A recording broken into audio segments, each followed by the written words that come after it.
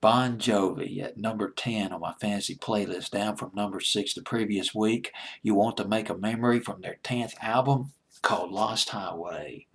But this is uncharacteristic of Bon Jovi. This is sort of a ballad, a slow record, although they've done some power ballads back in the day, but they're best known. Well, let me kind of go into it like this.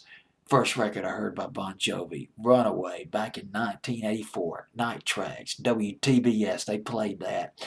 Made top 30, I think, on Billboard's Hot 100, if I remember correctly. And then they came out with their huge album. They had 4 number one albums. Slippery When Wet, and also New Jersey went to number one. Boy, they just blew up on the map. One of the premier so-called hair metal bands back in the day. But you know, they played hard, but they played very melodic as well. And it was such a relief. When You Give Love a Bad Name went to number one on Billboard's Hot 100 in the fall of 1986, Mr. Deejay celebrated because it was nice to have a good hard rock record with a melody just decorated with melodies and hooks go to number one as opposed to just a ballad, a slow record, one of these cheesy ballads. And then they came back again with another number one in early 1987, around the spring of 87, or maybe late 86, early 87, Living on a Prayer. And then there was New Jersey with Oh, Bad Medicine. That was explosive. That guitar riff, Richie Sambora guitar, blew up like an atomic bomb, atomic mushroom, a melody of just sheer rock and roll.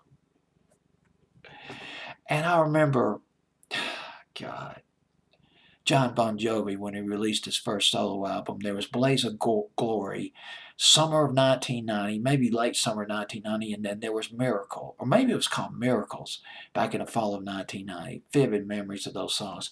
But let's jump to this record here on 2007. This record, You Want to Make a Memory, written by Bon Jovi. He wrote most of it, basically. For all practical purposes, he wrote it. He wrote almost all the lyrics, the music, the chords, whatever. Although Desmond Child co-wrote a lot of things with Bon Jovi, but I'll get into that in just a minute. Desmond Child and Richie Sambora, they contributed they contributed a couple of lyrics to the record. Desmond Child, he's written a lot of things.